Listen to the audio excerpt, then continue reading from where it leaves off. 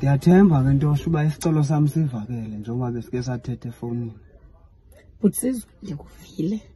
Qha andikuveli ntweni.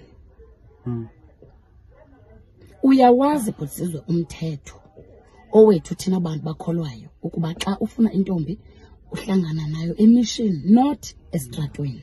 Ndiyawazi lo mthetho lo, ndiyawazi ndina. Phofu kum uzofuna ntoni? Sizawenza lo mthetho. Ndonqena uyondiphoxa emission. Niyaphoxa lo nina amantombi. Uyondiphoxa phaa emission. Ngexesha but Sizwe ubona uba ngangumfazi wakho ubungandonqenanga. Kodwa ngoku nana uyonqena ukuyothetha nami sesisemishini phambi komfundisi nomuntu ozobe naye. Kaloku ndenzela uba silungise ngoku.